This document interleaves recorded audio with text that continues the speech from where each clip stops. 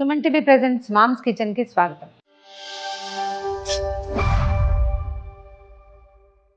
Evening స్నాక్స్గా రకరకాల వడలు చేసుకుంటామండి. మినపప్పు పిండి కనుక రుబ్బుంటే ఫ్రిడ్జ్లో సాయంత్రం మసాలా గారెలు వేసుకోవచ్చు, శనగపప్పుతో మసాలా వడలు వేసుకోవచ్చు, పెసరపప్పు పునుకులో లేకపోతే పెసరపిండితోటి గారెలో వేసుకోవచ్చు. ఏదైనా ఒక వడ, ఒక చిన్న ఫ్రై ఐటెం చేసుకోవాలి అంటే రకరకాల పదార్థాలు ఆలోచిస్తాం.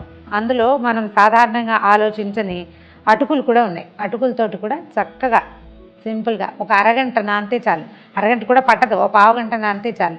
అటుకులు కనుక ఉంటే పాత అటుకులు కొంచెం ముతగ్గా ఉండే అటుకులతోటి ఆ వడలు చాలా చక్కగా కుదురుతాయి, టేస్టీగా ఉంటాయి. ఎక్కువ ఇంగ్రీడియంట్స్ కూడా ఏం లేవు, జస్ట్ అటుకులు ఉండి ఓ 3-4 స్పూన్లు పెరుగు, ఓ 3 స్పూన్ల బియ్యపిండి ఉండి, ఓ ఉల్లిపాయ, కాస్త కొత్తిమీర ఉంటే చాలు, చక్కగా వడలు వేసేసుకోవచ్చు. ముతగ్గా ఉన్న అటుకులను తీసుకుని ముందు శుభ్రంగా నీటిలో వేసి కడిగేయండి. దీనికి ఏం కొలతలు ఏం లేవు, మనకు కావాల్సిన క్వాంటిటీని బట్టి ఎన్ని కావాలి, ఎంతమంది ఉన్నాము అనే దాన్ని చూసుకుంటే పిల్లలకి ఈవినింగ్ స్నాక్ అయితే ఓ 2 కప్పులు వేస్తే సరిపోతుంది. ఓ పెద్ద కప్పుతోటి అటుకుల్ని మంచినీళ్ళు పోసి శుభ్రంగా బాగా 3-4 సార్లు కడిగేసి తర్వాత నీటిలో నుంచి తీసి పిండేసి పక్కన పెట్టుకోవాలి.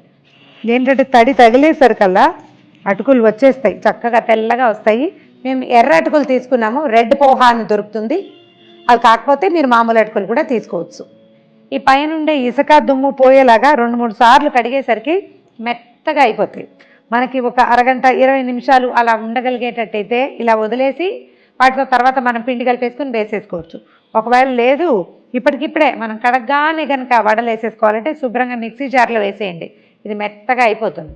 ఆ తర్వాత మిగిలినవి కలిపేసి వడలు ఒత్తేసుకోవచ్చు. మొత్తం నీరంతా పిండేసి మనం ఒక చిల్లుల పళ్ళల్లో వేసామనుకోండి, నీరు పోతుంది కానీ పూర్తిగా వదిలిపెట్టదు. అందుకని పిండితే ఎక్కువ బాగా క్రిస్ప్గా వస్తాయి అన్నమాట, తడి ఎక్కువ లేకుండా. ఒక పావు గంట సేపు మూత పెట్టి అట్టపెట్టి తర్వాత ఈ అటుకుల్ని మెత్తగా మనం గోధుమ పిండి ఎట్లా పిసుకుతాం అట్లా చేతి కొద్దీ పిసికేసేయండి బలంగా. ఇది మీ వల్ల కాదనుకుంటే ఇంకా మిక్సీయే, మన వల్ల అవుతుంది అనుకుంటే ఇలా చేయొచ్చు, బాగుంటుంది.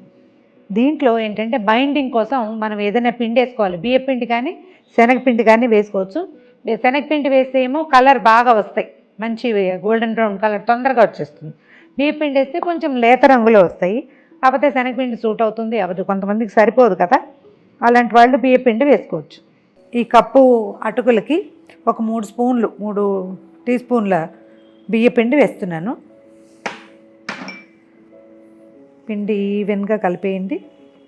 తర్వాత ఒక టీ స్పూను జీలకర్ర,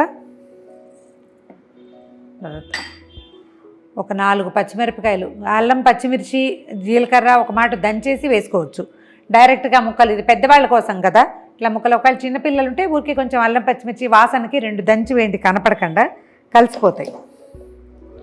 తర్వాత కొంచెం అల్లం ముక్కలు. ఇది ఈవినింగ్ స్నాక్గా బాగుంటుందండి. అంటే డీప్ ఫ్రై ఐటమ్స్ అంత హెల్దీ కాదు కదా అని చాలామందికి ఒక ప్రశ్న ఉంటుంది. నిజమే, కానీ మనం డీప్ ఫ్రైలు అవి తినకుండా ఎక్కడ ఉంటాము? ఎప్పుడు హెల్దీ ఐటమ్స్ అయితే తినగలమా? తినలేము. మనకేదో వర్షాకాలము లేకపోతే ఈవినింగ్ ఎవరైనా గబుక్కున్న ఫ్రెండ్స్ వస్తారు, కొంచెం బాగుంటుంది ఏదైనా తింటే, అలాంటప్పుడు ఇంకా తప్పనిసరిగా ఇవి చేసుకోవాల్సి వస్తాం. బయట నుంచి కొనుక్కొచ్చిన డీప్ ఫ్రైడ్ ఐటమ్స్ కంటే, బయటికి వెళ్ళి తినే వాటికంటే మనం ఇంట్లో చేసుకునే ఫ్రైడ్ ఐటమ్స్ ఎప్పుడూ మంచివే, ఏం అనుమానం ఏం పడక్కర్లేదు. కొంచెం ఒక మీడియం సైజు ఉల్లిపాయ కట్ చేసాము చిన్నవి, తర్వాత కొంచెం కొత్తిమీర, కావాలంటే ఇందులో కరివేపాకు కూడా వేసుకోవచ్చు. ఇప్పుడు ఏం చేద్దామంటే దీనికి రుచికి సరిపడా ఉప్పు చూసుకుని వేసుకోవచ్చు. దీంట్లో క్యారెట్ కూర కొంచెం కలుపుకుంటే పింక్గా బాగుంటుందండి. సో దీంట్లో ఏంటంటే ఒక 3-4 స్పూన్ల పెరుగు, ఇప్పుడు ఇది ఎండాకాలం కదా, కొంచెం పుల్లటి పెరుగు వేసుకుంటే ఎక్కువ రుచిగా కూడా ఉంటుంది, పెద్దగా నీరు అవసరం ఉండదు.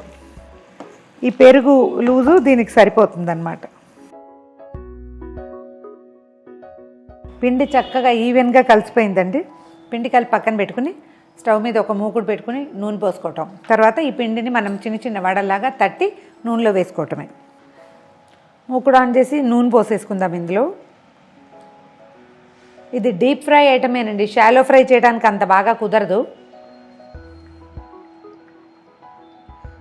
కాకపోతే పొంగదు ఎక్కువగా, అంచేత మనకి సరిగ్గా సరిపడా పోసుకోవచ్చు. కాస్త వెడల్పాటి దాంట్లో పెట్టుకుంటే మనకి వీలుగా ఉంటుంది. నూనె కాగే లోపల ఈ పిండిని కాస్త చక్కగా చిన్న చిన్న వడల్లాగా తట్టి పెట్టుకుందాం. ఇది కాస్త నూనె చేయి చేసుకుంటే ఏంటంటే ఇది చక్కగా వస్తుంది, నీట్గా నున్నగా వస్తాయి.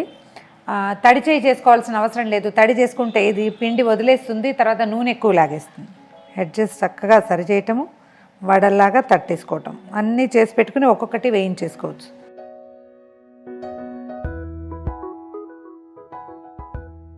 నూనె కాగిపోయింది, అటుకుల వడలు వేసేద్దాం. అయితే వీటిని వేయగానే కదపకూడదు, కొంచెం దూరంగా వేసుకోవాలి.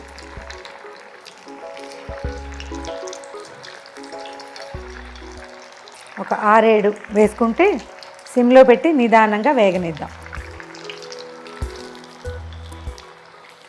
ఈ పొగ ఆగే వరకు ముట్టుకోవద్దు. పొగ ఆగిన తర్వాత అప్పుడు కదిపితే సరిపోతుంది. మామూలు వడగలకి ఈ అటుకుల వడలకి ఒక చిన్న తేడా ఉంది. ఇది కొంచెం ఎక్కువ టైం తీసుకుంటుంది. నిదానంగా వేయించకపోతే లోపల క్రిస్ప్గా ఉండదు. శనగపప్పు వడలు అయితే క్షణాల్లో వచ్చేస్తాయి, దీనికి కొంచెం టైం పడుతుంది. వేగిపోయినాయి చూడండి. మనకి వేగిన గుర్తు ఏంటంటే అవి చక్కగా స్విమ్ చేస్తుంటాయి నూనెలో. స్విమ్మింగ్ స్టేజ్కి వచ్చినాయంటే తీసేయడమే. ఇంకా కొంచెం ముదురు రంగు కావాలి, ఇంకా క్రిస్ప్గా ఉండాలంటే మరి కాసేపు అట్టు పెట్టాలి, కానీ లేకపోతే అవసరం లేదు. ఇది చూడండి.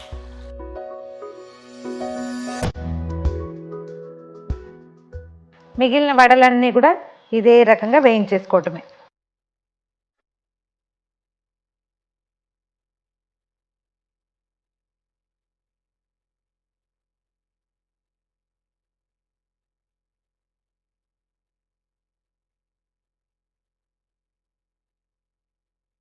ఇదిగోండి మన కరకరలాడే అటుకుల వడలు. చూద్దాం ఎలా క్రిస్ప్గా ఉన్నాయో. ఇలా చక్కగా విరుగుతాయి, చాలా బాగుంటుంది. ట్రై చేసి చూడండి. బ్రహ్మాండంగా ఉంది.